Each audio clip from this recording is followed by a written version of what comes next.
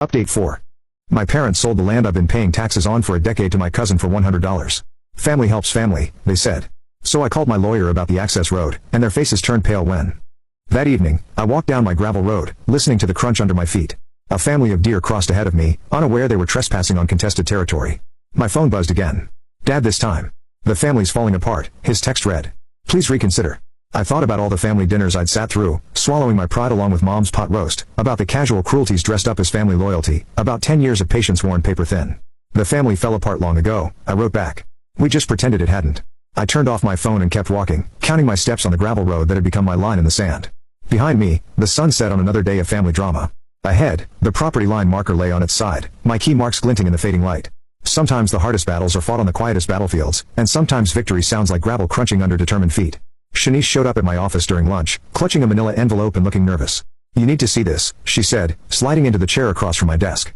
Mom's been keeping secrets. Inside the envelope were bank statements, loan documents, and a promissory note, all in Aunt Ramona's handwriting. Cade borrowed $90,000 from Mom 3 months ago, Shanice explained. Promised to pay her back double once the resort started making money. I spread the papers across my desk.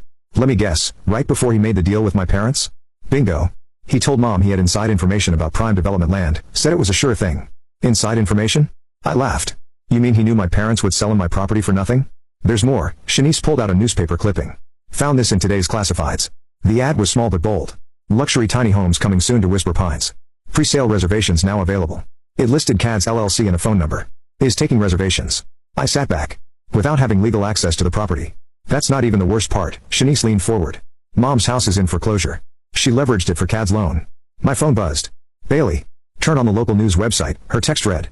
Right now. I pulled up the site on my computer. The headline made my stomach turn. Local developer promises eco-resort revolution. There was Cade, standing on my parents' back deck, gesturing at the woods behind him. The reporter looked suitably impressed as he described his vision of sustainable luxury camping. Construction begins next month, he announced confidently. We're just finalizing some minor details. Minor details? I grabbed my phone. Bailey, tell me you're seeing this. Already on it, she replied. Check your email. I found his LLC filing with the state. The document showed exactly what I expected. Cade had listed my road as his legal access point without any documentation or permission. That's fraud, Shanice said, reading over my shoulder. Yes it is. I forwarded everything to Bailey. And now we have proof. My office phone rang. The front desk. Sophie, your mother's here. Send her up.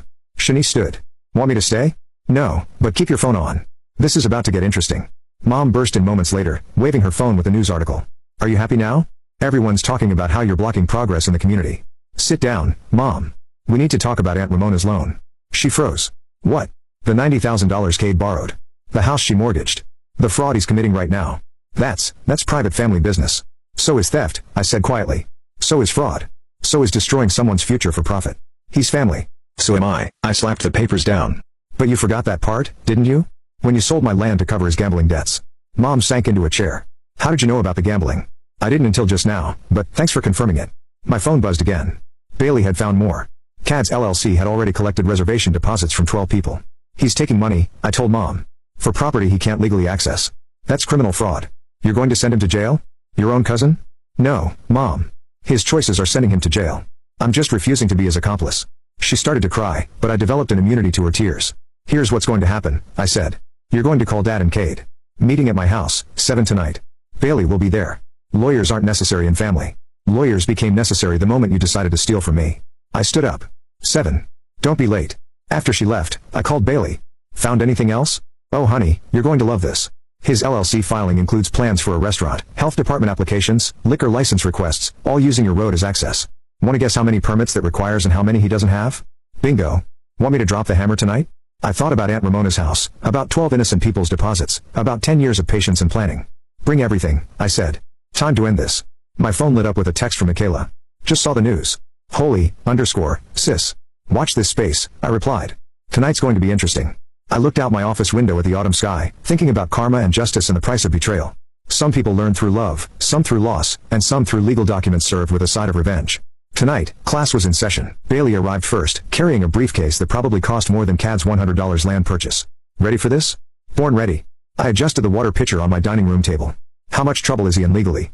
Enough to make your revenge look like mercy. The doorbell rang. My parents entered first, followed by a sullen Cade. No one sat down. Before we start, Bailey said, opening her briefcase. I should mention I'm recording this meeting. Of course you are, Mom turned. Let's begin with a fraud, Bailey continued, laying out documents. Mr. Cade, you've collected deposits for property access you don't legally have. That's criminal misrepresentation. I was going to work something out, Cade protested. With whose money? I asked. Aunt Ramona's retirement fund. Dad's head snapped up. What? Show them, Bailey. She pulled out the loan documents. $90,000 borrowed against Ramona's house, currently in foreclosure proceedings. Mom sank into a chair. Cade, you said that was handled. It will be, once the resort. The resort that can't legally exist, Bailey interrupted. The one you're advertising without permits. The one collecting deposits without access rights. I can explain. Please do, I said. Explain how you convinced my parents to sell you land you knew you couldn't use without my road. Explain the gambling. Debts you're trying to cover? Explain why Aunt Ramona is about to be homeless. Silence fell like a hammer. Gambling debts? Dad whispered. Kate's face went red. That's private. Nothing's private anymore? Bailey said. Not the casino markers, not the online betting accounts, not the LLC fraud. Want to guess how many years that adds up to? You're bluffing, he snarled. Bailey played a voicemail on speaker. Hey, it's Mom. The bank called again. They're taking the house.